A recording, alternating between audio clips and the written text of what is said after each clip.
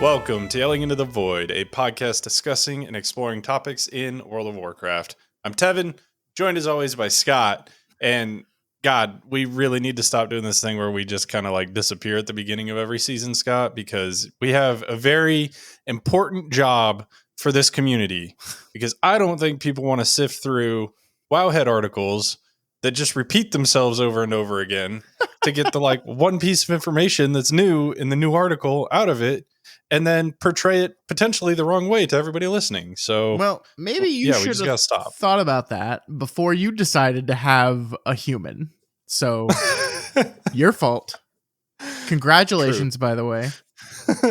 He was only a little early, so if he came out at the right time, it would have been a little better. It's kids for you. They never do what you want them to do. But so a few things have happened. just a few. Really, the only thing that I'm going to cover here in this like news section that we always have is I think that we need to have a little bit of congratulations for guessing who won the race and in which day the race would end. So yeah, Scott, would you like to congratulate me for being correct on that? I'm sorry. What? No.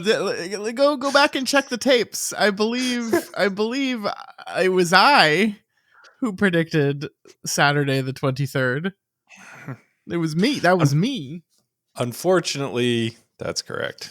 As much as I wish it wasn't correct, that is correct. And so, good job, Scott. It was looking bad for me for a minute there because Echo was about to win, and so I had to send a virus to one of their players on 2 pulls in a row, just to give them just a little bit of lag, and they did a little bit less damage, and that's how we won. So you're welcome, America.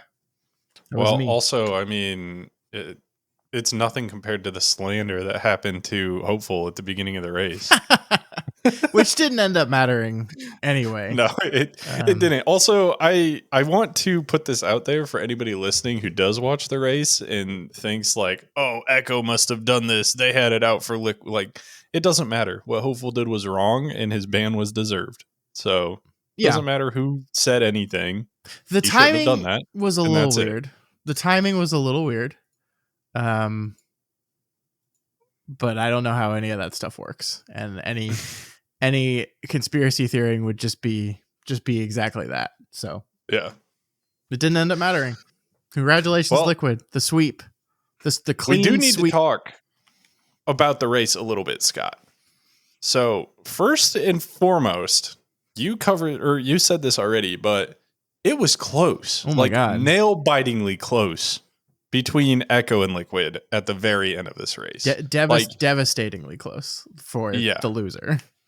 Yeah. I mean, I think Echo had 2 sub 0.5% wipes in a row or sub 1% wipes in a row. Yeah. And then they just couldn't finish it out after that.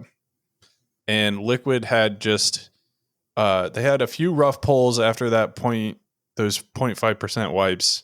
And I think the guys were getting a little demoralized, and then they just kind of brought it together. They had an insane pull and just managed to kill the boss. The thing that's so shocking about this whole thing is, first of all, Liquid did not play very well up until Nexus King.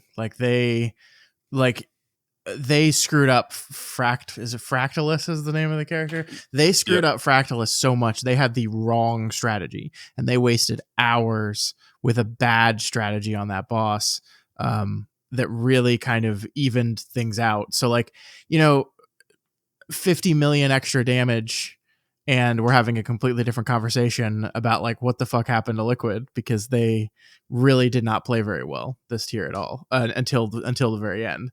But instead we're like, holy shit, even Liquid playing not so great, they can still squeak out a win, which is pretty remarkable. And they did, not to short shrift them, the last 2 bosses, I think they performed incredibly.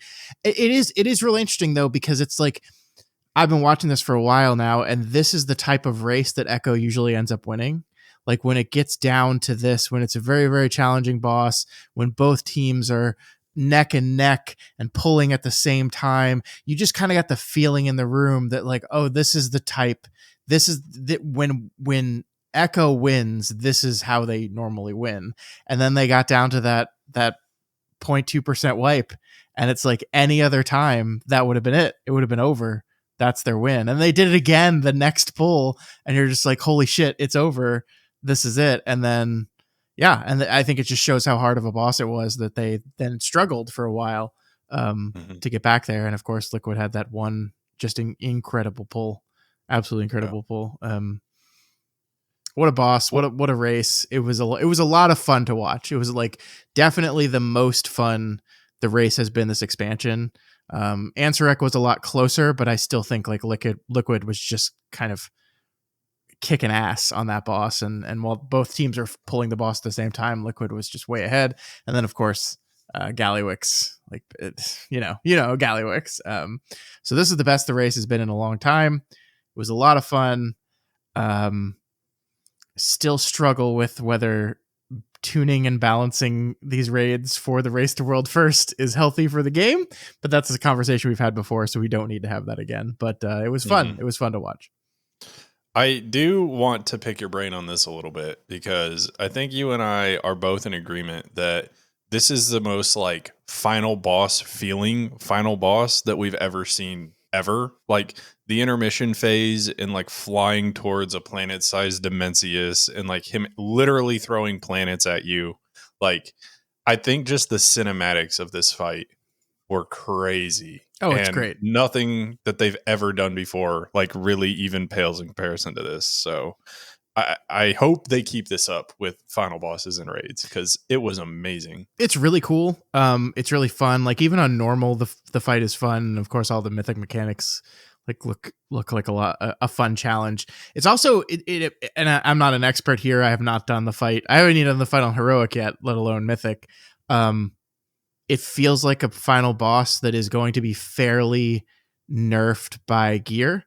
That like a lot of the struggle in their pulls was they needed Lust in P1 because the P1 damage check is so tight. Then they realized they had to move Lust to the third phase, and then it was figuring out how the hell do we get through the damage check in the first phase. Struggled through that, a very, very difficult phase. That is going to be solved by gear. And then like the way the third boss or the third phase is designed, it's just like ramping difficulty as you approach the end there.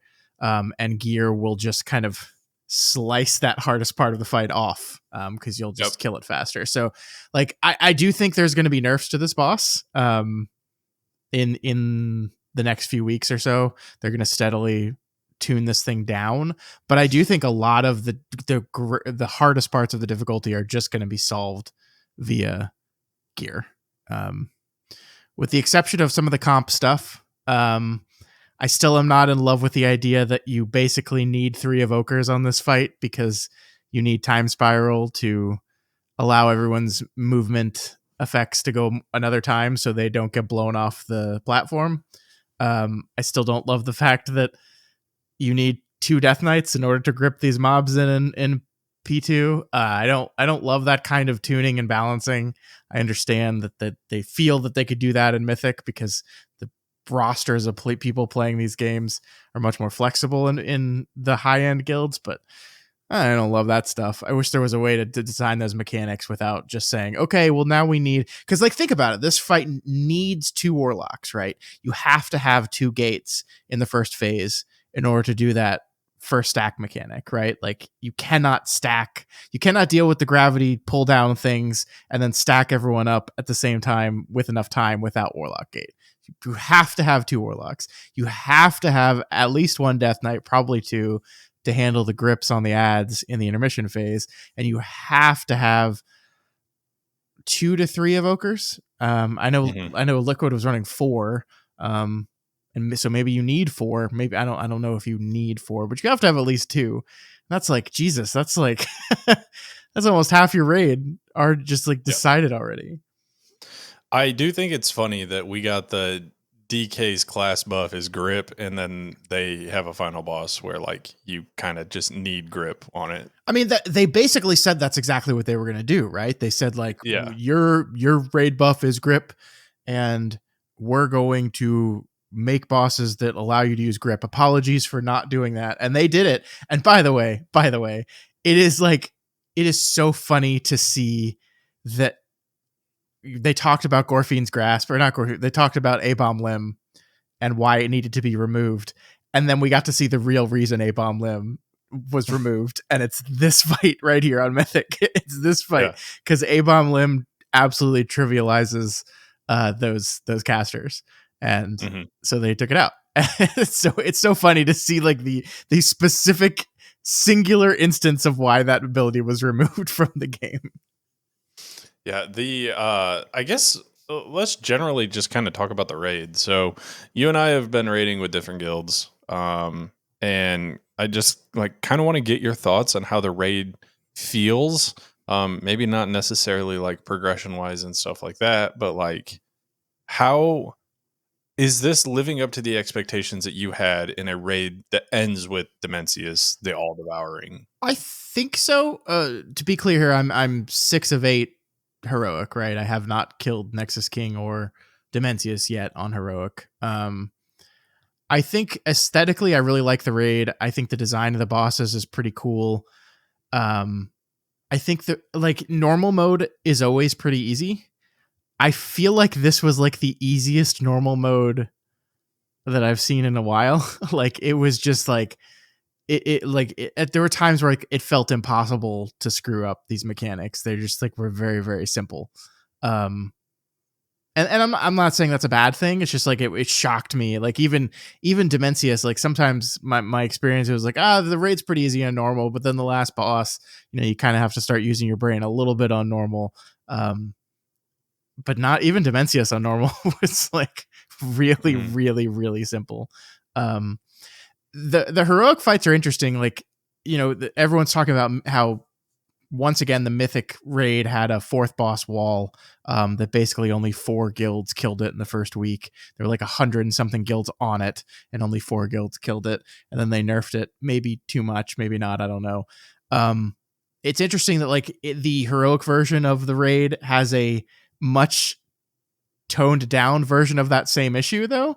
Like, I think so last week we struggled a little bit on Araz and my guild. Then we finally killed it, and then we basically one-shot the 2 bosses after it. I mean, I think Demon Hunters, it was like 2 or 3 pulls, but like our first pull we got them down to 1%, and it was just too many people had died to mistakes during the fight, and we just didn't have the DPS to meet the enrage, and then we killed it almost immediately after that. And then Fractalus we just one-shot easily, and like we didn't even perform that boss perfectly. Like we had people in our raid that just like stood in the safe lane with their wall because they just decided not to move. That was fun. But we still killed it in our first shot. So that was a little weird to have a boss that you kind of struggled on for a little bit, and then 2 that were just like piss easy. And then we didn't really get much into Saladar, but I think it's going to be definitely a step up, it feels like. So, I mean, I'm kind of experiencing like a light version of what the weird Mythic tuning is as well, because they struggled on Araz for like 100 and something pulls, and then Demon Hunters and Fractalus on Mythic went down very, very quickly as well. And then the majority of the pulls in the raid were the last 2 fights. So I think it is interesting that Heroic has a miniature version of that same problem, we can call it. I think they've since nerfed Araz on Heroic, so I haven't done it yet to see how comparatively easy it is now. But I mean, I like the raid. There's a lot of trash. There is a lot of trash, and the cool renowned thing to get rid of the trash isn't as cool as I thought it was going to be. Because right now it's just, the trash in this wing has 25% less health. Yeah. Yay. So I guess my question is, the guild that I raided with, we had pretty much the same issue, right? Like we went in, Plexus Sentinel was pretty easy. Lumathar on Heroic was actually somewhat of a struggle. And I think that's just due to the healing required and how undergeared people were at the time. Yeah, because P2, we went back the week after and it was fine. Yeah, P2, the first time you kill it lasts a long time, and that's a lot of healing, especially for a second boss. Yeah. Yeah. So, and then Soulbinder, I think I think it's fine for a third boss. It's such a weird fight to me. It's such a weird fight. Like it's not hard. It's just like it's mechanically very simple, and then like so you know you'll break the so like it's a really weird damage profile to heal because there's like no damage, and they do the knockback puts a dot on the entire raid, so it's like oh damage to heal, and then you deal with that. And then when you do the intermission, you'll have some of the ads that will just cast like a stacking debuff, and it's like like suddenly there's healing, and I'm like, yes, throw my cooldowns, and then that goes away, and it's like, oh, there's like nothing to do again. It's such a weird, like it's not a bad fight. I enjoyed it, but it's such a weird fight to heal. So hear me out. I feel like if the raid went like this, it would be better. Like if we had Plexus Sentinel, Lumathar, then Fractalus, then Demon Hunters, then Soulbinder, then Araz, Salhadar, and Dimensius. I feel like that like progression curve feels better. Yeah. Maybe even Fractalus like earlier. Like I honestly think that might be the easiest boss in the raid. It's like such it might be easier than Plexus Sentinel. It could be. Like I mean, yeah, like we one shot it. Like we fucked up and still one shot it. And it's like it's really weird to me because it's clearly a boss that's designed to be like very mechanics light, but it's going to be a really tight DPS check. Like that's what it feels like to me. And my guild is not like filled with pumpers. Like where it's like we have some people that are very, very good and do a lot of damage, and some people that are not great at all and don't do a lot of damage. And the fact that the DPS check was a non-entity for us, it didn't exist on week 3, like that feels wrong. And it's like it's this interesting thing where, you know, can they tune a DPS check fight on a non-mythic boss correctly is the big question. Because I mean, my argument here is that they didn't tune it correctly because this should have been a much tighter check. Like we should have actually, the first time we pulled it, like failed to kill it in time because we had some people dead. We messed up some of the walls and did more damage. Like that should not have been a kill on a properly tuned boss. But yeah, it's just like it was not a tight DPS check at all. There's basically no mechanics. Like we weren't even using the weak aura that just tells you where to stand. We were just like, okay, we can look at the walls and know which one you should stand in and which one you shouldn't. It's like it's not that hard, and that there's no other part of the fight. Like I'm okay with there being a patchwork fight every so often, like a simple mechanic fight, but that is tight on the DPS. That's fine, but that's not what this boss is. Yeah. I think reordering the bosses would have done this raid well. That being said, though, I don't really have a problem with any of the bosses specifically. I think that there are a couple of annoyances. So I have killed Dimensius on heroic, and I think the biggest annoyance that I have is probably one of them is on a Raz. If you play a caster on a Raz during the DPS check, the final phase, where you're constantly getting sucked in and having to move forward, that is extremely frustrating.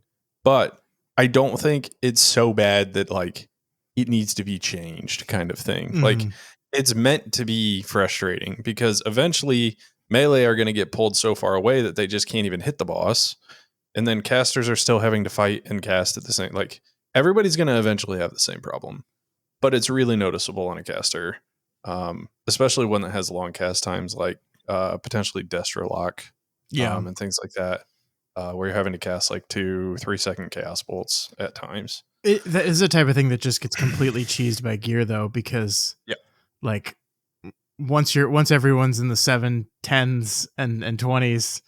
Especially on heroic, like you're just gonna almost entirely skip that last phase. You're gonna be in that last phase for seconds. Yeah. Well, to be clear, when my guild killed it and I was playing my hunter at the time, I think 5 seconds were in that final phase. Yeah, that's early. Nothing. Like this is like you imagine when everyone has like a 50, like when turbo boost is out and everyone has 15% extra damage in the raid, just like how fast that shit's gonna fall over. It's gonna be wild. Yeah. And I don't know, exaggerating a little bit there, but we were in it short enough that the suck wasn't pulling people away from the wall. Yeah. So. Yeah. I don't know. Other than that, I like the bosses. Like, Yeah. I think that going into it, I thought that Nexus King was going to be a lot more complicated than he was. And really the like complexity of that fight comes down to, can one person, namely your raid leader or whoever is supposed to be looking out for it, tell you if you're safe from the beams or not? Because the other parts of the fight that they intended you to do in one way or another is literally like the soak mechanic. People have found out that you can just stack your entire raid together and you don't actually have to split into two groups.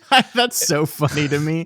Like I was convinced that was just like a normal mode only thing, and they were like, "Hey, can we do this on heroic?" Yep. Oh, okay. And they did it on Mythic too, right? So like, Yeah. it's just wild. That seems like just an oversight. The other thing is on Saladar that's annoying, but can be easily fixed, is in phase 3 you have these like things that you have to drop, but you quickly realize that ranged in tanks get one set and melee in tanks get the other set. And so you just have your range stand on one side of the boss and your melee stand on the other side of the boss, and then they run straight away from him. Like, it's not something that's super difficult. But when you watch the video from Ready Check Poll or whoever you were watching, like that fight seemed intense. There's like 50 fucking mechanics, and then you go from that straight into Dimensius, which literally has like a novel in the freaking dungeon journal for him.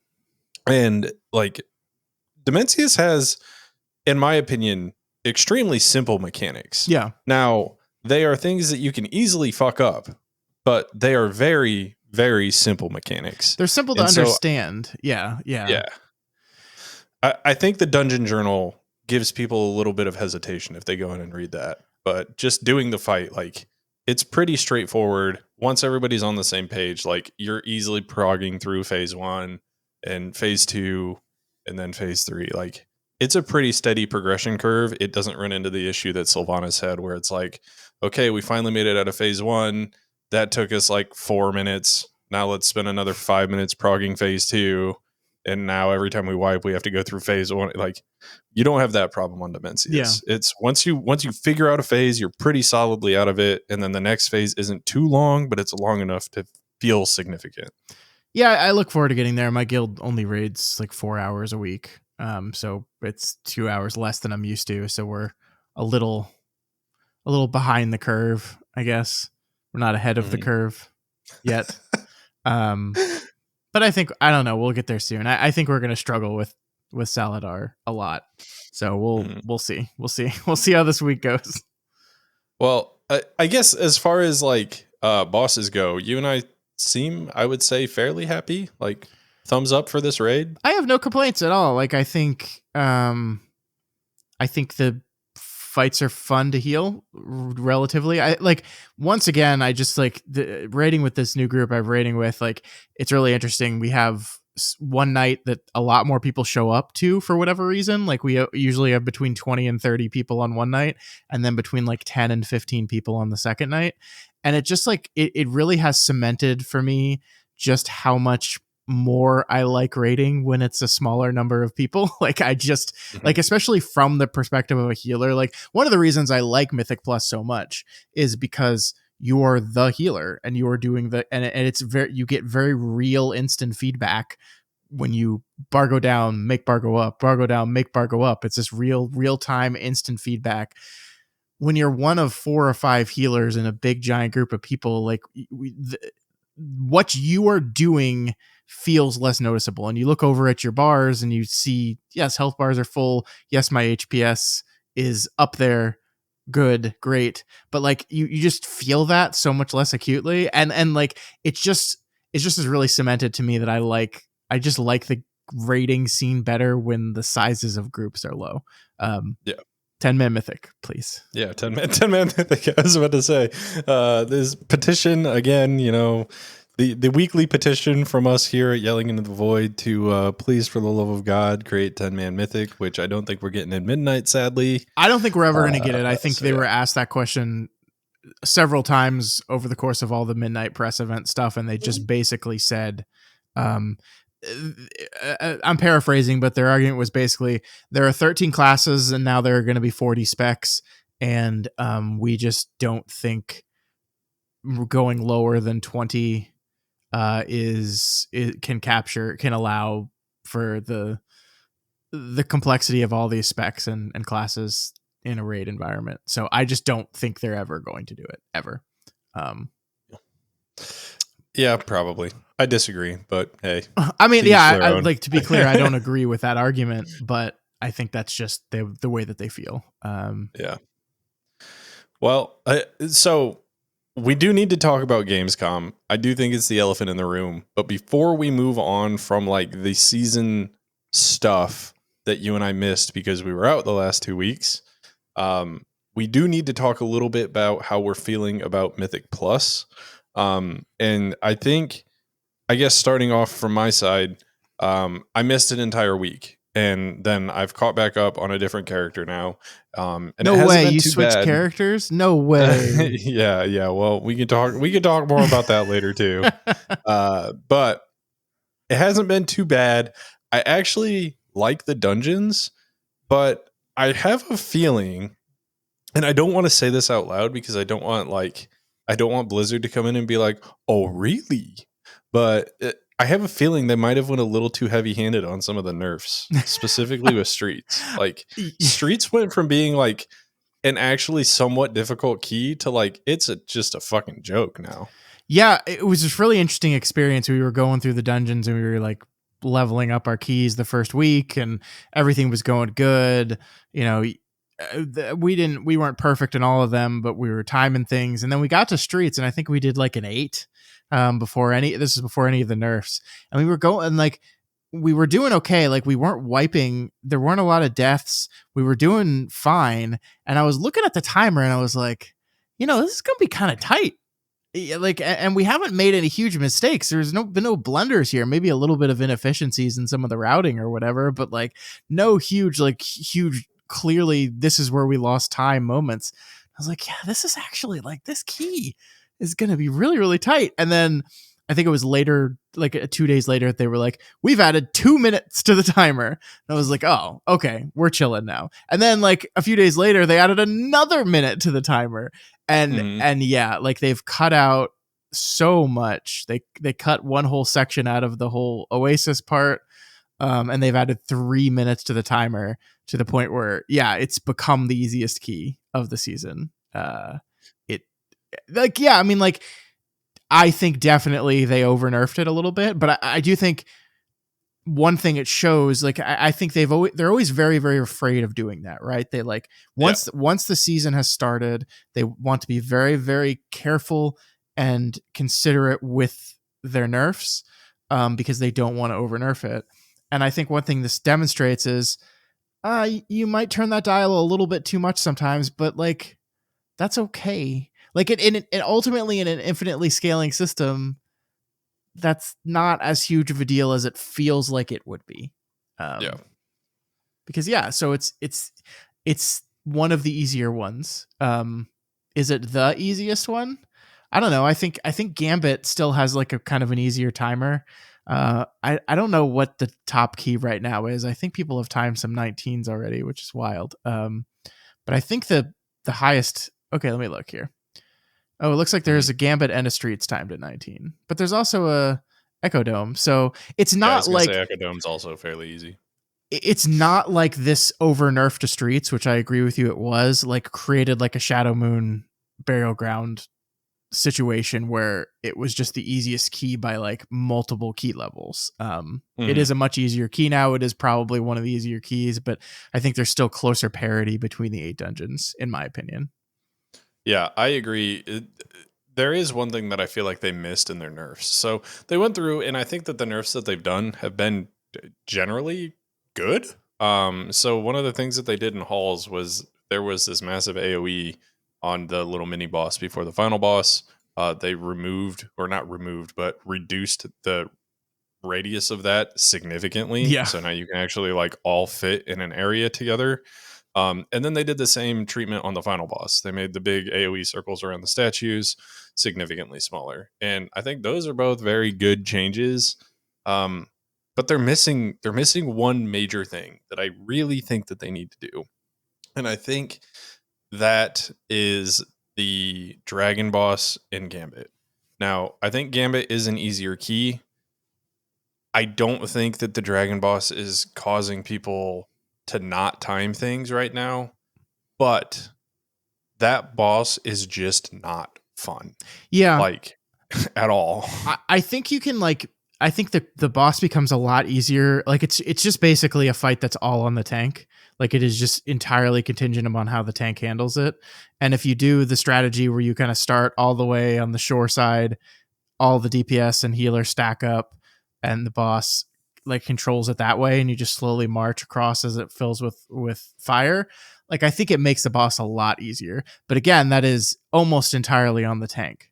Mhm. And how the tank aims the breath and all that kind of stuff. It does feel to me. I was very strong with this opinion after like the first week where I was like, man, everything's good. There's only like one thing that needs to be nerfed, and it's that damn dragon boss. I am less convinced of that right now because I've run it a few times at 10s and 11s, and the tanks we had, I mean, maybe I just got lucky with some really good tanks, but like it's been a generally smooth boss encounter. Like you save lust for it, you blow lust, you go super super hard in the first 30 seconds of the fight, and then as things start to spill into chaos, like you like limp across the finish line. Mhm. I think it could probably use a little bit of tuning. Maybe make the less fire circles, maybe. I don't know exactly how to fix that to make it better, but I agree with you. It's still probably just a tad bit overtuned, just a little bit. I just don't even know if the boss is like hard. It's just annoying. Yeah, It's I mean, just I think fresh. that Like it reminds me of the final boss in Ataldazar. Like the entire dungeon is fine, yes. and then you get to this boss, and you're just like, this fucking sucks. Yeah, and you're right. I mean, it's not even necessarily the difficulty of it's just the fun factor. Like it's just not a fun boss to play. Like Mhm. as a healer, there's this dispel mechanic, which you know how much I love. Two people get a debuff at the same time, and you have to manage them mechanics. And I still don't even know what like the right move on that is, because it is a debuff that's hurting them, but it's also a stacking haste buff. So I'm like, is the right play to instant dispel and then dispel on cooldown, or should I like? Sometimes I leave it up on myself because I'm like, ooh, look at look at all this haste. As long as I can live, right? I really don't know what the strategy is there, but yeah, I mean, I generally agree it's not fun. Like the anchor pulling you into the water thing has never been fun. They lessened the pull of that in this version of the boss, but it's just not a fun mechanic. So I agree with that. They got rid of the tail hook part, which I was excited about when we first went in there. Like Because you you can can't stand on the do dragon's ass now. because you can't kill the boss. If the boss had that, you can't kill the boss, because like the entire strategy that exists right now is contingent on the fact that there's no tail swipe or anything, Mhm. because like it would just suck so much. Yeah, I don't remember exactly what we did in Shadowlands. I was a significantly worse player at that point. It was So just it was easier. There was less fire. I felt like there were less ads, or the ads died easier. It was it was a chaos fight. Like it was just kind of like chaos. You everyone would stand on the side of the dragon and stack. And it felt like there was just less fire, like or the fire went away quicker or something like that.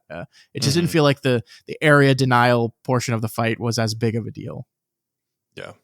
Well, I think the only other thing that I would say for this season is another Gambit thing, in that I still don't like the overlap that Solia has. I think it's the second soak puddle in phase 2 of Solia, Yeah. where you have the like soak with the lines, and it can like put the soak pool on the entire opposite side of the room from you. Um, I just That's another thing where I feel like it's not difficult to resolve. It's just annoying. But I feel less strongly about that than I do the dragon boss. I do But that's wish really my only other comment. I do wish the soak puddle like tracked your location just a little bit. I'm not saying like it always needs to appear right next to where you're standing, but yeah, like it can be like the most common strategy is to pull it off to one side, right? Because then you can control the projectiles from the stars. They all come from the same general direction, so they're easier to dodge.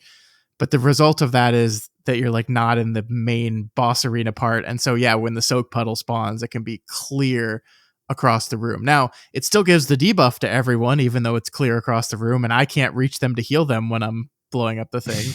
I wish it would just like track your location, and again, it doesn't need to be right next to you, but just if you're all the way over on one side of the room, maybe bring it a little bit closer to that would be nice.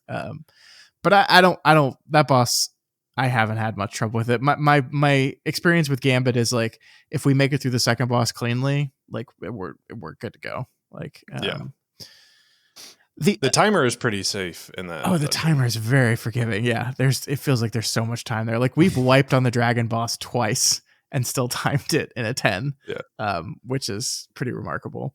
I guess the only, and this isn't even a complaint necessarily, I think Halls is the hardest dungeon of the season. And from my perspective, a lot of the difficulty is just in the first area, the number of things that those mobs do is stupid. So you have the guys that are hitting the tank that do this stacking debuff on the tank that needs to be dispelled. There's also the big ring around characters that needs to be dispelled. Also, there's every one of those mobs is a bolter that is chain casting bolt spells on people, which at like a 10 is okay, but like even quickly, like even going into an 11, you're like, wow, that's doing a lot. Like we're quickly moving into a spot where we need to be interrupting every single one of these things. And also they fucked with the count like they did in Necrotic Wake, to where it feels like you have to pull the whole fucking dungeon now. So not only do these mobs suck more than they've ever sucked, but you have to pull so many of them in order to get count. And the result to me is a dungeon that just feels like less fun. Like it is more challenging, and I'm okay with challenge. It feels like stupid challenge to me. And I wish they would adjust this somehow. I don't understand why they do the thing where they make you pull like 5 million more mobs than you had to do the last time you did the dungeon. Like the point of dungeons coming back and having like this rotating pool is to shake things up. Sure. I will give them that. Like they don't want you to just do the same thing every time you've done the dungeon before. But I don't think this is the right way to go about it. I don't think just saying, okay, well, you learned the skips last time and now you just have to arbitrarily pull more trash this time. I just don't feel like that's the right way to go about it. I like it better when they like reimagine like boss mechanics or something like that. I feel like that'd be a better way to do it. Yeah, or make adjustments that reflect the modern philosophy of the game, not the philosophy of the game as it was, right? Like, I mean, back in Shadowlands, there were very, very few heal checks in any of these dungeons. We've talked about this before. There's not a lot of healing. The best healers, the meta healers in those seasons were always the ones that could do the most damage, because that was the thing we really needed from healers in Mythic Plus at the time. That has changed, and I am fine with them updating the bosses and the trash to reflect the world we live in now, which is that healers need to be pumping heals quite a bit. But yeah, that's the type of change they should make. Things like count changes and the how the mobs are doing damage to you. Yeah, I just don't love it. I just like, I don't think anyone finds this meta of we're gonna put 100 bolters in the key and you're just gonna have to deal with spam casting that's gonna take half your health if the cast goes off. Like, I just don't think anyone, even the people doing it at top end, would say that that's not like engaging, fun gameplay. That's not the kind of challenge and difficulty they want. And honestly, it's the type of thing that like makes me go like, you know, I always want to push as high as I can go. And I think we do have aspirations to definitely spend some time in higher keys this season. But like, it's a type of thing that makes me go, hey, do I want to go for title one time? And it's like, I really don't want to put up with these fucking bolters and just like people dying because they get double targeted or because we miss one kick. Like that's just not the kind of fun that I have in this game. So yeah, I agree.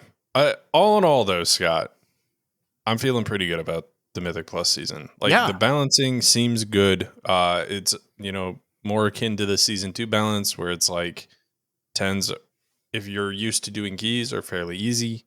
And then going into 12s and getting your resilience and stuff like becomes a little bit more difficult. And then if you're like an avid key pusher, you're probably doing somewhere in the realm of like 15 to 17s. And then like the top end's probably going to top out somewhere in the like 20 to 24 range, if I had to guess. Yeah. I mean, there's a turbo boost coming, so we're definitely going to see keys inflate by a couple levels when that happens. I am, despite everything I just talked about, I am very happy with the dungeons. I'm very happy with the gameplay. I'm very happy with the way my class feels and performs in keys right now.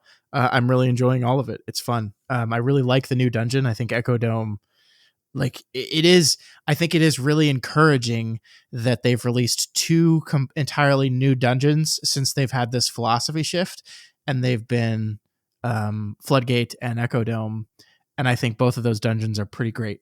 And where the difficulty comes from, the design of the bosses, the design of the trash, I think is just pretty solid, actually. And it makes me look forward to Midnight and seeing an entire suite of 8 dungeons designed with this philosophy in mind. It's pretty encouraging.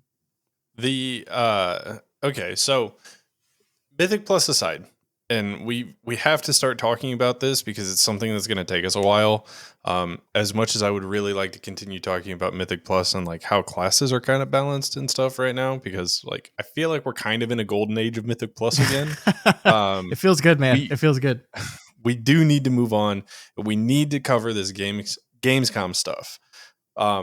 So for those who did watch Gamescom or were watching it for the announcements for Midnight and stuff like that, man, I don't know what to tell you. Scott and I think we're both pretty heavily disappointed by the way that this was handled. Like everything was split up into specific panels, and not all of them were filmed or streamed. None of them were streamed. None of them. Yeah. And then the other thing is like the audience at Gamescom is not there for WoW. So like even when you did get somebody coming out and talking about WoW, like the audience reception was just kind of like, oh yay, Midnight. Woo, yeah, more woo. Call of Duty, please. Black Ops 47. Let's go. So like I don't know. There's a lot that we need to talk about as far as like the systems and stuff like that go, but just as Gamescom as a whole and expansion announcements and stuff like that with WoW, like one, I think we kind of took a little bit of the air out of the sails because we knew what the next expansion was and we knew it was going to be a continuation of the story that we're doing now and everything like that. But like, I feel like we need to be having these discussions at BlizzCons at this point. Like, it just feels like that needs to be the audience for this. Or not even necessarily BlizzCons, but like, I mean, Dragonflight was not announced during a BlizzCon. They just had like a bunch of like pre-recorded interviews and content things that they just released in a stream. And they didn't do that this time. And like, so, okay, I've thought a lot about this. I've read a lot about this. I've listened to people talk about this. I think the most charitable interpretation is that they really wanted to try something new, and they really wanted to empower the content creators in the space to really get a lot of exclusives and own a lot of information and be the ones giving that information to us. Instead of the information coming right from the source, they were going to do this thing where they allowed it to come from the content creator that you listen to and know and trust. And I think that's a noble idea. It didn't work, and they shouldn't do it that way again. There's a lot of this. It's this kind of actually like perfect storm of stuff that just made this whole thing feel disappointing. One thing, is the disconnect information. The other thing is the way Blizzard billed this to us. They said, tune into the Gamescom opening night feed for at 11 a.m. for news about Midnight and the cinematic reveal. And then the thing they didn't tell us was that this was a 2-hour press conference, essentially, in which the World of Warcraft part would not be revealed until the hour and 42-minute mark. And so a lot of people are tuning into this thing online because they want to hear the news about Midnight. They don't care about all this other stuff. And so as the time went on and on and on, people got more and more frustrated. And then finally we get to WoW, and what happens is they play a cinematic, and that's it. and Mhm. and I think that's caused a lot of people to have a lot of negative feelings about the cinematic. I don't have any negative feelings about the cinematic. I thought the cinematic was great. I really enjoyed it. But I totally understand if that's if that's all you got, um, why people were so disappointed. I did know they were supposed to have a features trailer after the cinematic, and that did come out eventually. It wasn't like right after the cinematic. They didn't like debut the features trailer. They just kind of silently dropped it on YouTube. And it's one of these like 2.5 minutes features trailer that goes into zero details that they're like, enjoy the new prey system. And I'm like, what's that? And they're like, tune in 5 days to find out what that is. What? So yeah, I mean, there was a lot of bungled stuff. I think one of the other things that happened, honestly, is the biggest feature of World of Warcraft Midnight is housing. That is the big put it on the box. This is what's going to move units feature, and they revealed this feature to us months ago. And so when it comes right down to it, when it comes down to what things they are going to reveal to us right now, the big ticket item is something we already know about. And so that makes everything else feel a little lesser. Like, is it cool that there's a new Demon Hunter spec? Sure. Is that like the most exciting news in the world? No. Is it cool that there's a new allied race? Sure. Is that the most exciting news in the world that's going to get you to stand up and buy the game right now? No, it's not. Is it cool that there's going to be some new talent stuff? Sure. Is it cool that they're going to do raids a little bit differently? Sure. But like, none of that is like, oh my God, expansion news. And we talked about this in the weeks leading up to the expansion. We talked about they really need to like do something big here. And they didn't. Or rather, they did, but that big thing was housing. and that we already knew about it. So yeah, it just was, like I said, like this real like perfect storm of bad shit that just made a lot of people go like, oh, I'm just not actually really excited about this expansion anymore. Which is unfortunate because I am pretty excited about this expansion ultimately. I am also extremely excited. I think so. The thing that really gets me is since we did this like splitting up of information and people like every direction, it seems like we were getting something different from somebody else and yada, yada, yada. There seemed like there was a little bit of like potentially misinformation going around too. Because we had people thinking like racials might be getting removed or changed. And I don't think that there's been any confirmation of that yet. But that was being said. And there's been a couple of other things that have just been floating around too. So the fact that all of this wasn't in like one cohesive package, I think just lent itself to be, I don't know, for a multi-billion-dollar company, this just felt messy. I guess is what I'll say. It did, and I don't know how much of that is Gamescom. Like again, I the truth of what went down and what didn't go down is very difficult to understand. Like, who made the call to not stream the panels? Was that a Gamescom thing? Was that a Blizzard thing? Who at Blizzard was it? Was that like a upper echelon choice, or was that like who made that call? Right? Because like that was a bad call. Who made the call to structure when the panels were? Right? Like the idea. Like I've heard actually that the original plan was that that there was going to be after the opening ceremony, there was going to be like a streaming conversation with Ian and Holly right after that. Like at like the minutes after that ended, they were going to do like a streaming conversation where they went into detail and talked about all these things that ended up being in that systems panel that we saw. And that just kind of got quietly removed from the schedule, and they didn't talk. Like that was on like early screenshots of the schedule, and then in later ones that was just gone. Was that a Gamescom thing? Did they say no to that? Like we don't know these answers, and we probably will never know.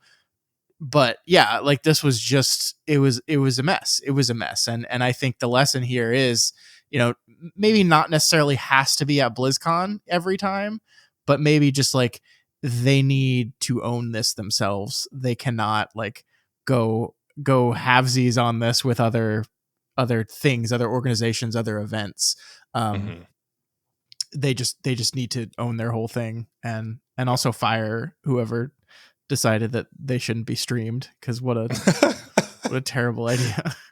Yeah, it's just it just felt like a mess. But I mean, okay, so outside of that though, we did get some information.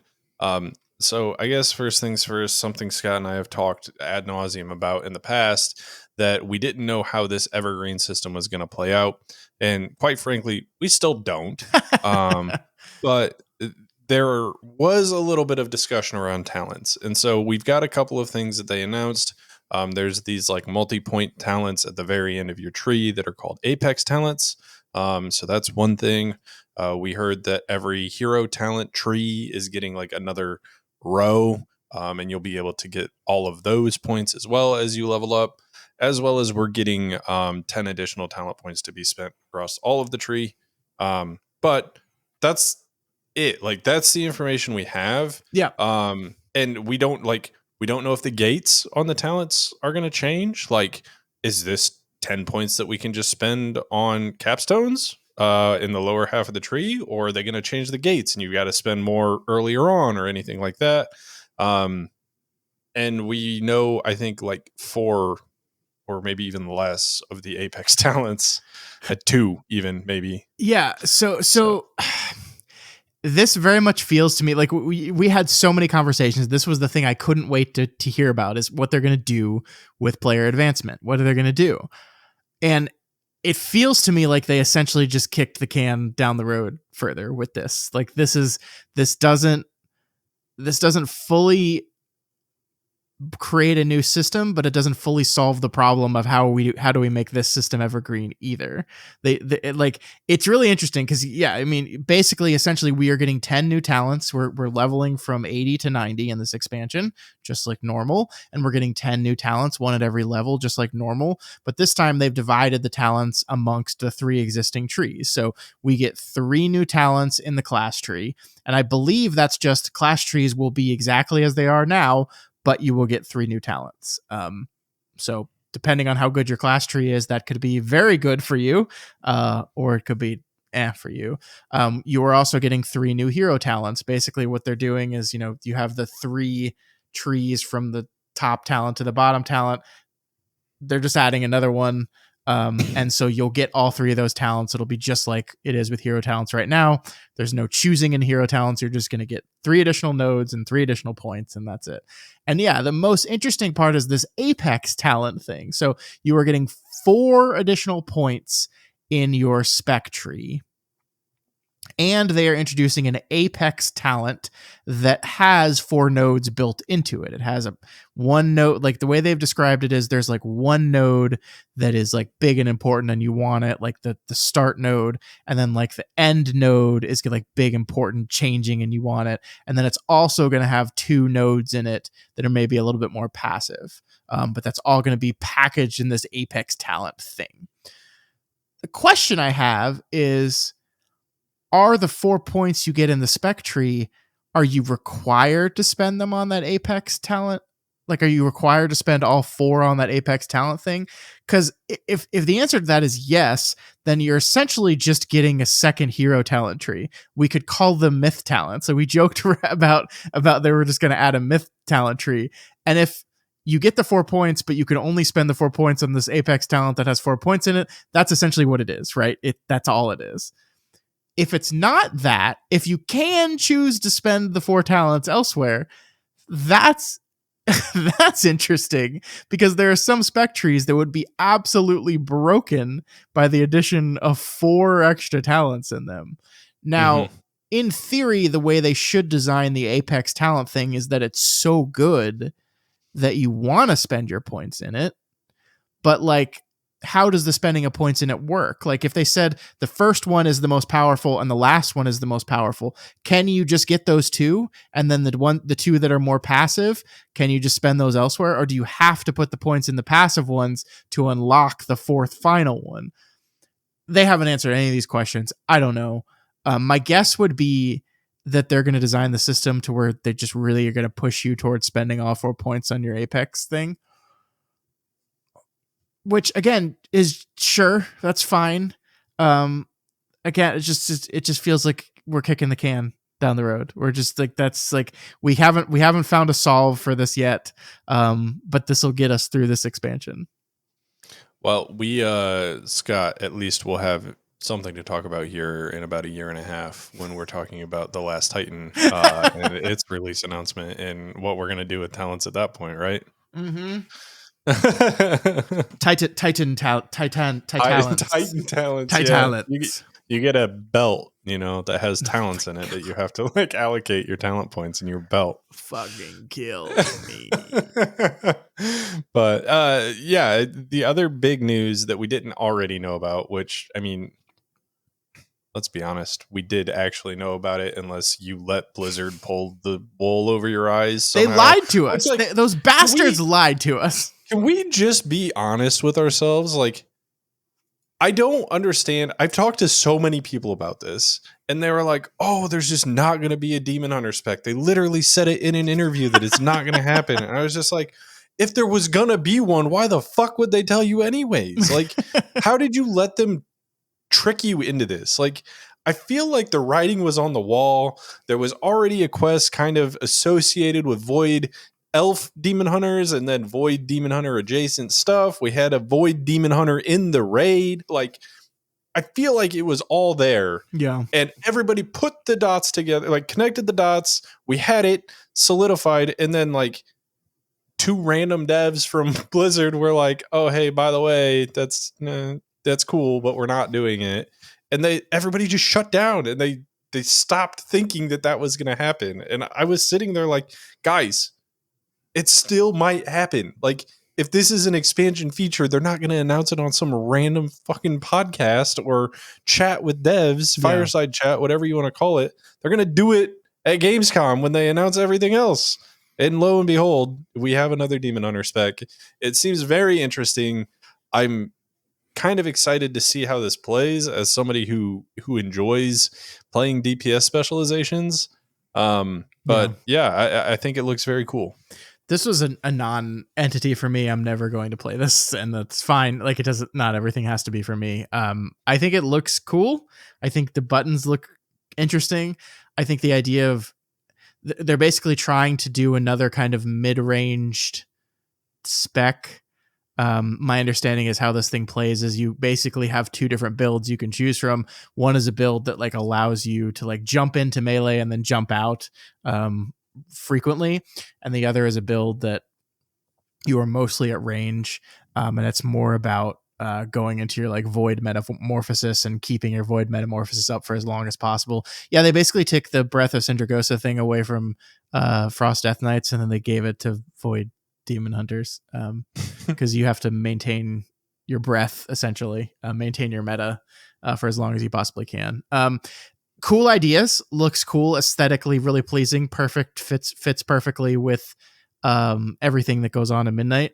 Again, it's like it's so interesting to me that like this is like one of the things they're going to put on the tin is like a new spec for an old class. Like it feels slight, but it only feels slight if you forget that the major thing they're doing in this expansion is they're adding a whole new pillar system, which is housing. That's this huge undertaking that's going to change everything. But yeah, it feels a little weird too, because the last time we had a spec added, which was for Evoker, it was in the middle of an expansion. Yeah, it wasn't even a patch. It wasn't even a patch release. It was a mid-season, like 0.5 patch that we added that. Yeah. And so, like, I do agree that it feels weird that this is a box item. I do also feel a little weird that it's not a support spec. Like, I thought for sure if we were going to get another spec, it would at least like be competing with AUG. Look, but apparently not. We tried the support spec thing, and we're not going to do it anymore. It's over. AUG is barely a support spec anymore anyway. Yeah, they're doing their own damage now. Yeah. I mean, I think we will see going into Midnight changes that further cement moving away from that support model, because I think they've just Mhm. realized it doesn't work. And I don't like, we keep the thing people have always talked about is, oh, they're going to add new specs to all the classes, and so they'll add support specs. I just, at this point in the game's life cycle, I just don't think they're going to do an undertaking as huge as like suddenly all classes now have another spec. Like I think Demon Hunter made the most sense since it was the one running with 2 for forever. I just don't They think should they're. just remove a druid spec. Yeah, I think so too. I mean, we can just get rid of those feral druids, right? Nobody likes them. Wow, you're gonna get rid of Pharaoh? Why not get rid of Resto? Well, because Who likes that's Resto druids? no, see, but that's the one that I play. But it's so, Scott, question for you about this that I have. I I don't know if this is part of the, like, we did this at Gamescom and then we made an announcement for it or whatever, but there's already been like 2 or 3 like retcons / changes in the blue post about this spec and things that they're changing. Like initially it said that it was going to be sharing its hero talent with Vengeance, I believe. And now it's sharing with Havoc instead. And so, or maybe that's vice versa. I I don't think it's remember. vice versa. Yeah. But they, like, that was one, and then they had another update, I think today. And I didn't actually read this one, but it was another update to the blue post about this spec. And so again, it just like, I don't want to be too hard on Blizzard because like a new expansion is a lot, right? But it just feels a little messy for a company that has done this for so long. It just feels off somehow. Yeah, so they fired a lot of their community management people. A lot of like they fired like this is also maybe one of the reasons why the Gamescom debacle happened is the company laid a lot of these people off and they just don't have as many people in this section of the company anymore. And Mhm. so things getting published that are inaccurate or incomplete or didn't get us another set of eyes because they're always constantly rushing. That is the result of not having enough people to do a job. And that's what it feels like to me. Like also there was a lot of complaints. I don't know if you paid attention to this. Like when they released like the zone summaries of all 4 of the new zones as part of the expansion, the flavor text around the zones was like near identical. Like they use the same words, they use the same adjectives to describe the zones across all 4 of them. Like unlock the mysteries of this like it was just like really like bare bones not good shit. And I'm not saying it was written by AI because I think AI probably would have done a better job.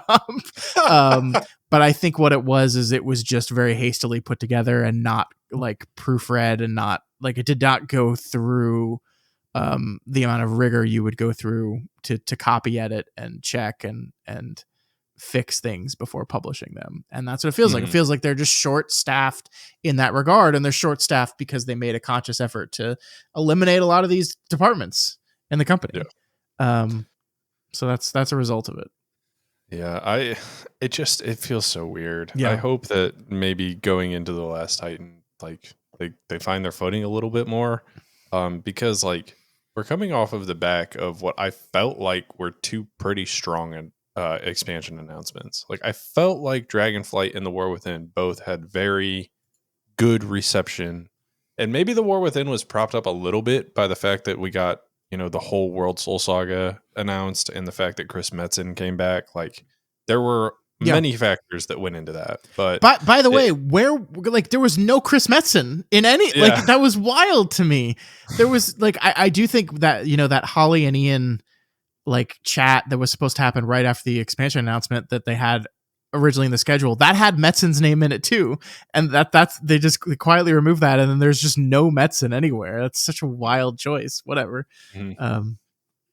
Of anybody at Blizzard to be in a announcement and talk to people and hype people up, like I feel like it's a no-brainer to have Chris Metzen come on stage. Like I don't know anybody who watched the War Within announcement and wasn't just extremely excited to see him up there, and just the vigor that he had to go in and just give the announcement that he did about the World Soul Saga and everything that's coming, and like, here's the story and why we're doing, like, he's just good at that. Yeah, And they he is. need to leverage that. I can't believe they didn't. I don't know what was going on. Maybe he got sick. Maybe he's just too busy. Maybe he just didn't want to. Like, I don't know. I don't know what happened there, but that seems like a real missed opportunity. Yeah. Mhm.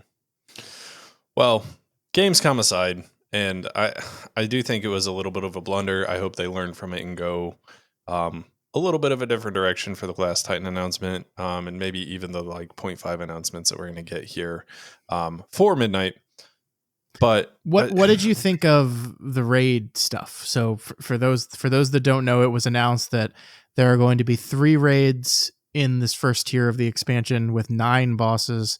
There will be a 6 boss raid, a single boss raid, and then a 2 boss raid. And my understanding, and again, the information here was so unclear and coming from so many different sources, I haven't like verified this with a primary source. But my understanding of the way they communicated this was the first 2, the 6 boss raid and the single boss raid, will unlock at the start of the season, and then the 2 boss raid, which I think is like March on the Blood Elf City or whatever, will be open 2 to 3 weeks after that part. So that's a pretty big change in how they've been doing things in the raid. It's a pretty big change. Yeah, I don't know exactly how I feel about this, because the biggest problem that I have with this, and have had with this in the past when they've done these like multi raids in one tier thing, is you get either one raid that has all the tier, which I think is my desired outcome. Yeah. Or you get tier split across multiple different raids, and then you have to figure out like, what's our boss progression? Like, do we full clear this raid and then we go to the next raid? Or is it we kill the first 3 bosses in this raid, then we go back to this other raid, we kill that boss, we come back to like, and it feels awkward. And that's not to say they can't do it the right way. I just think in the past when this has happened, it hasn't been something that I've necessarily enjoyed. But I don't know. I've got at least high hopes, but that I do have reservations. Yeah, I mean, I think it's like conceptually I'm into it, because I think this is more fun.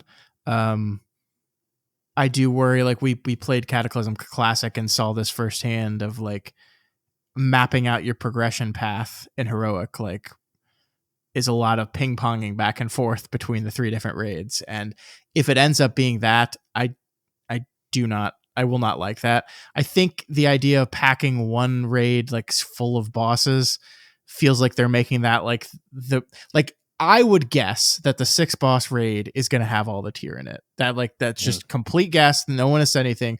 I would guess that is going to be the closest thing to your traditional WoW raid.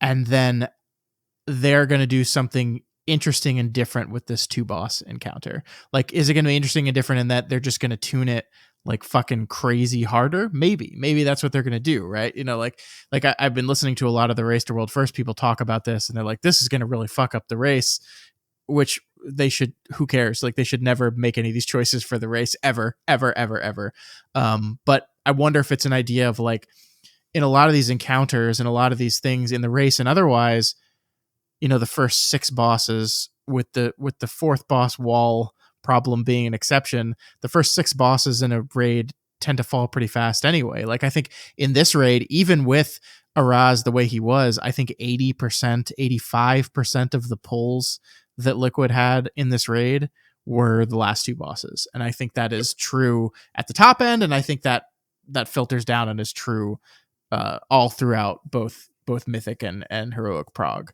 that you generally spend the most amount of time on the final 2 bosses. So maybe this is a way of like doing that and tuning those bosses very challenging and difficult, a level of difficulty, but also you give people 2 to 3 weeks of gear from those first 6 bosses in doing that raid and completing that raid. I don't know. Or maybe it's just entirely for story reasons and aesthetic reasons, and it has nothing to do with any plans with any gearing or progression or anything. Maybe. I honestly have no idea. And they'll go back to normal raids in season 2 or some shit. Yeah.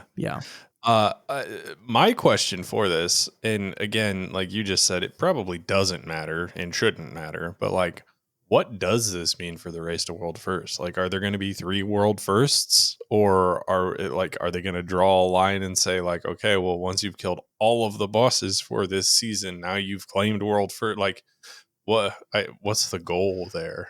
I have no idea. What's cutting edge? Like, yeah, I would assume it's going to be like just the final boss of the final raid. So that would be what I assume with the race is. But what does that look like from a race perspective? Because like there is no way, like if you look at the race as it's structured right now, there's no way the Liquid and Echo people are going to stay in their special like Liquid and Echo training centers for a month and a half, right? Like there's no way they're going to do that. And so is it just going to be like, are those guilds even going to be racing in the 6 boss thing? Or are they just going to approach the 6 boss raid very casually? I mean, casually for them means doing 7,000 splits and probably doing mythic splits, of them as well, depending on how they're tuned, right? If the last boss of the 6-man raid is like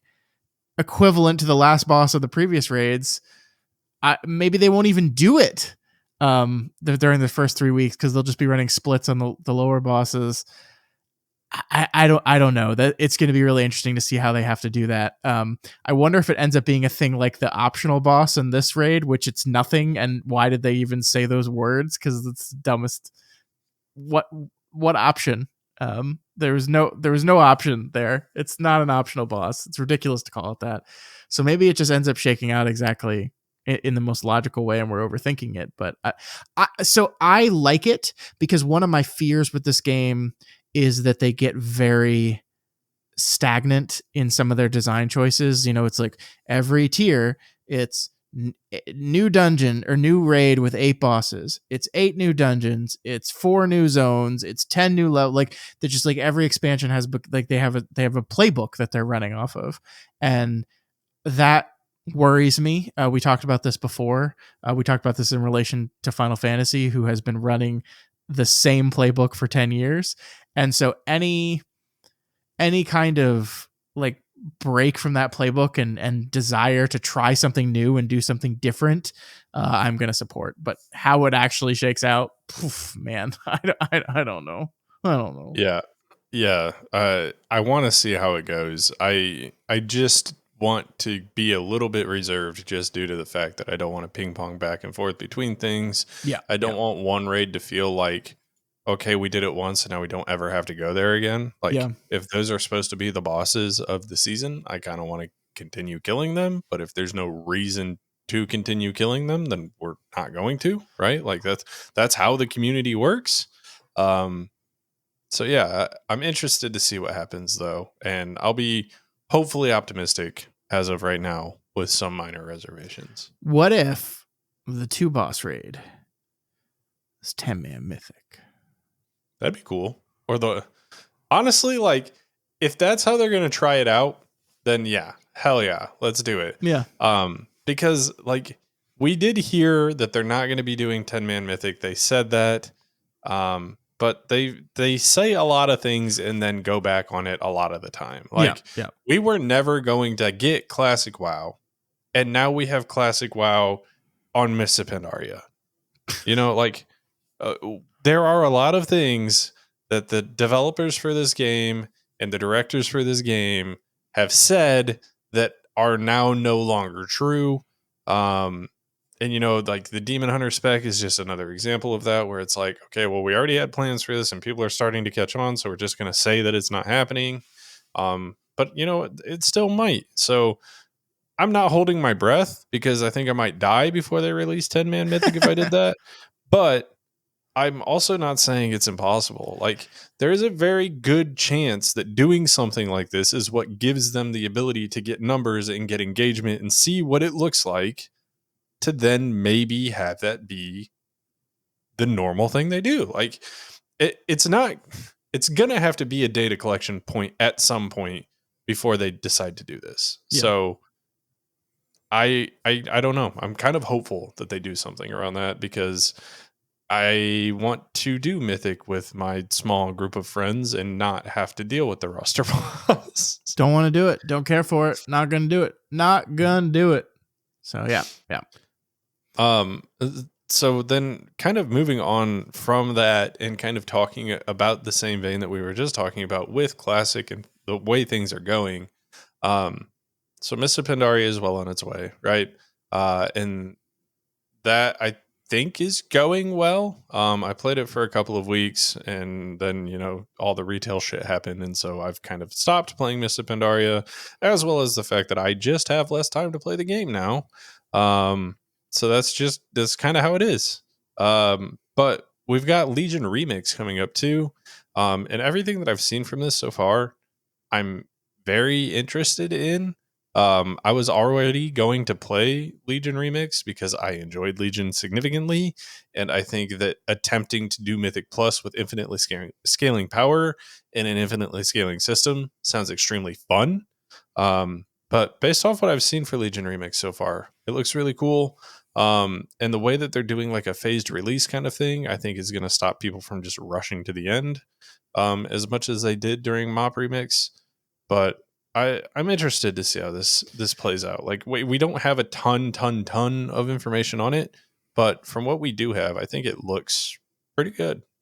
Yeah, I mean, there was some people that were playing it on PTR that were pretty unsatisfied with the progression system in Legion Remix. A lot of complaints about how it was slower, how your power was tied to your gear in a way that it was not tied to your gear in Mop, and that it felt less fun.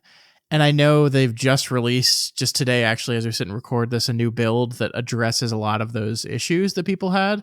So, I mean, we'll have to see how the people actually going in and testing it feel about that. Like, I am a little worried that they are trying to like over engineer this in a way that like kind of robs the fun out of it. Like, the fun of Mop Remix was just, it was absurdly easy. You got insanely powerful, and that was like stupid and fun, and that's all it needs to be. It's just a stupid and fun thing you can do to get cosmetic stuff and just have like a fun time.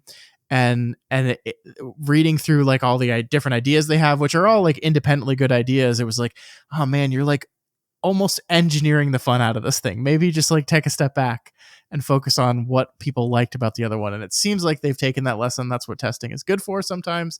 We'll see how it actually shakes out. But I'm looking forward to playing it. I mean, there's a lot of Legion mounts and effects and druid forms that I anxiously would like to collect. So I'm going to be playing it. But yeah, my hope is that they don't forget to put the fun in, for sure. Mm-hmm. So the one thing that I am the most interested to see what happens is evokers did not exist in Legion, and therefore do not have a class order hall, at least in original Legion. So interested to see what happens there. They've already said the classes that will be available will be the classes that were available during the original Legion. So you just no evokers. Yep. Yeah, I didn't even see that they said that. So I'm glad they addressed that, because if you got an entirely new class order, which, I mean, let's be real, they could just take Wormwest Temple, take all the NPCs out of it, and make it a class order hall. Like, yeah, it would have been fine. So, but that's going to be our hub in The Last Titan, so they can't do that. I don't actually know if it is. I just know we're going to Northrend in The Last Titan. I don't know. Oh, I'm just saying it's right. So just accept the fact that you're right, Scott. Sweet. I love being right. I'm right all the time. Go Liquid. But yeah, so I don't know. I'm interested to see how things go. Part of me wonders if there's going to be frogs that we can kill to just get infinite power again. Yeah, I mean, probably not. but there's going to be the most efficient grind to grind your way through it. Doing Maw of Souls over and over and over and I, over and I over hope not. again, like we did at content. Like I really hope they're just like people like this because they get to feel insanely powerful and their stats are in like the thousands and they have like 90% haste and all these, like, just let that be. Let the game be that still, please. Scott, what if they take this as an opportunity to test out keystones in a different light than they currently are? What does that mean? Like we've talked about in the past, where like you just get a keystone and it has a level, but you can take it to any dungeon. Or like once you complete a dungeon at a certain level, you can go back to that dungeon and choose to do it at like a higher level or whatever. Like, what if they changed the Mythic Plus system dramatically? Like, I already know that they're changing it a little bit. Like, they've already announced that. But what if they dramatically changed it to be something like that to finally test out maybe a different way to think about Mythic Plus? That'd be cool. I don't know if Remix is the best place to do that because I'm assuming we're going to be doing level 99 keys by the end of it. But yeah, maybe. Yeah, so the other part of this is Mop Remix, you got so powerful that people were like one-shotting raid bosses. Yeah. And having an infinitely scaling system to go up against you to actually make your character feel like they're still being challenged, I think is pretty interesting to think about. Yeah, but like that's like from a design perspective, like the reason people enjoyed Mop Remix so much is because they were not being challenged. Like, true, that it was a game mode that once you go through the grind, you can just blow everything up and get lots of rewards, and that's the fun of it.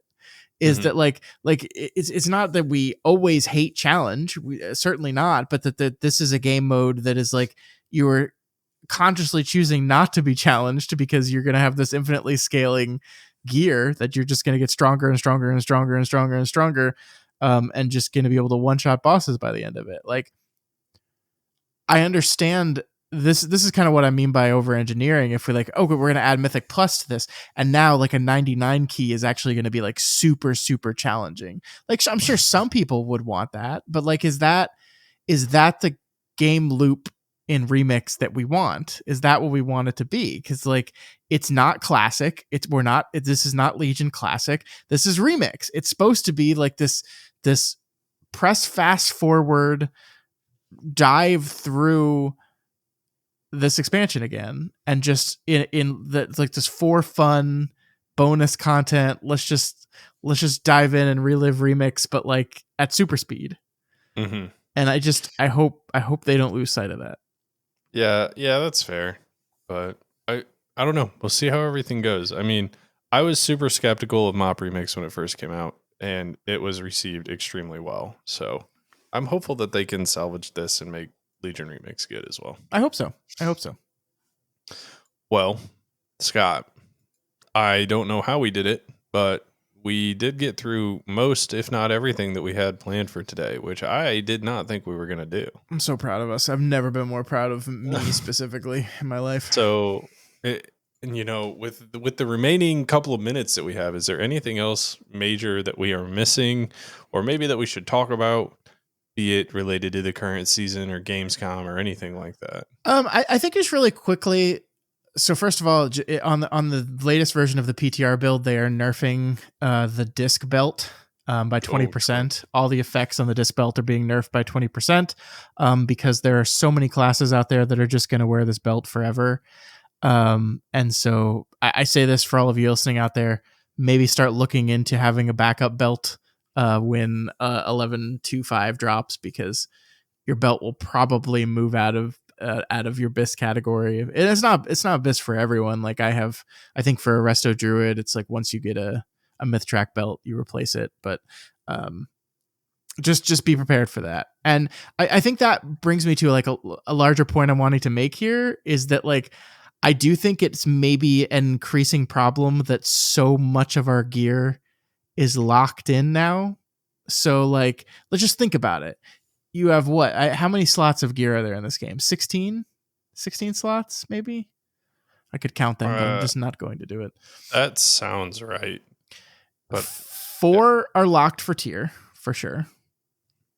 You need 2 crafting items to get your 2 embellishments. That's 6. This tier, your cloak is locked because of the Reshi wrap. Your belt is locked because of the disc belt. So we're up to 8. Boots are locked because your Bis boots are gonna be the Demon Hunter boots. That's 9. So we're up to 9 slots of gear where basically there's no wiggle room. These are the things you're gonna want. These are the things you're gonna need. That's it. And that feels like a lot to me. That feels like a whole lot of if you're a caster, it's even worse because you got to get the dagger on myth track and then the trinket. So like if you're a mythic raider and you're a caster, you've got 2 more. Yeah. Like it's a lot. It is a lot, and it. So like the one thing I will say though is like if you're not mythic raiding, you have another problem with gearing that you and I have talked about here recently too, where it's like you will be using a crafted weapon almost guaranteed unless you get extremely lucky out of your vault. Yeah, that feels weird to me in a way that I don't even know if I can fully put my head around. It's just like I appreciate early in the season getting to like just craft an incredibly powerful weapon. Like I appreciate that. I'm like, yes, it helps you feel strong. It helps you with the first couple season curve. But it does feel weird that, yeah, if you're not a mythic raider, that thing's going to sit on my character for the whole season now. Like I've check weapon, check done for the season. That does feel a little weird. It does. I don't know if, and again, this is only a problem. I say only a problem. It's only a problem for people not mythic rating, which is the vast majority of the people that play this game. And maybe some people don't find it a problem anyway. Maybe they just like the idea that, okay, weapon don't have to worry about that anymore. But I don't know. Weapons are like the most important piece of gear you have in the game, like by design. And it feels weird that that's just like done, check, move on. Mm-hmm. Yeah. So another thing that we did get, Scott, and kind of in the same vein of this. So not to just ignore what you were saying about weapons, because I completely agree. But I think this was announced in the time that we weren't recording as well. But Dinars are coming back as well as a turbo boost. Yes, they did announce that officially. Dinars and Turbo Boost both coming back. I believe they've said in 11.25, the same time Legion happens, which is a little. I'm a little frustrated because like I want to do Legion Remix, but they're also I'm gonna want to do Mythic Plus again because there's more item levels to get, and so I can push higher. So I don't know how I feel about the timing of all this, but yes, it's all coming back. It was too popular. Yeah. So that being said, now you're also ideally you have some of your trinkets on lock as well. Yeah. So yeah, I don't know. I don't know that they've necessarily came out and said that they're doing Dinars in the exact same way that they did them last season. But if I had to wager to guess, that's probably what will happen. I hope they tinker with it a little bit, but yeah, I think you're probably right. Any kind of bigger change of this will probably wait till midnight. We're definitely in end of expansion. Yeah. We're not going to make any big changes to any of this at this point. Yeah, and without a season 4 for them to do kind of like a sweeping change like they did going into War Within, I doubt we're going to see it either. So yeah, I think you are correct, unfortunately. But, all right, guys. Well, that being said, there's still a lot for us to cover. We will be back again next week, but that's all we had for this week. Tried to just rapid fire everything that came out and things that we got while we were out and not recording. So the likelihood that we missed something is relatively high. And so if we didn't cover something that you wanted us to chat about, please feel free to leave that in the comments. But as for the question for you all this week, if you watched Gamescom, again, apologies because yeah, you probably sat through like 2 hours of Call of Duty trailers and then you finally got to watch the one thing that you wanted to watch. But what was your favorite WoW announcement, and I guess that's not even watching Gamescom. If you read anything from Wowhead that was posted about any of the like panels, what are you guys most excited for? And if you didn't, what are you most excited that Scott and I talked about today? Because we covered some of the stuff that was on there, and maybe not all of it, but maybe, just maybe, you liked some of the things that we said. So. Impossible. No way. No way. But as always, guys, you can contact us over at yellingintothevoidwow@gmail.com. YouTube is at yellingintothevoidwow, and then Twitter and Blue Sky are both at Into the Void Wow. And if you are not already subscribed to Yelling Into the Void, we strongly suggest you do so. Make sure you subscribe on all of the available platforms, which are all of them everywhere. And to do it multiple times so you get multiple reminders to listen to us. You can find us on Apple Podcasts, Spotify, YouTube, and all of the other ones. All of the ones that just take their feeds from those ones. And then lastly, guys, please consider liking, subscribing, and commenting on YouTube, on Spotify, getting to interact with us on Twitter, Blue Sky, whatever suits your fancy. But chat with us. Scott and I have a lot of opinions, and it doesn't necessarily mean we're always right, but we're probably right. So, let us know if you think we're wrong, and then maybe we'll tell you why we're right still. So. I'm always right. Yeah, Scott did. He did see the future, and he did predict that Liquid was going to win on the day that they won. So, if you want a Magic 8 Ball, Scott's got it. But anyways, guys, all of that gets us more exposure, introduces us to new people, allows us to continue making the content that we make here. So until next week, we'll just be over here yelling into the void.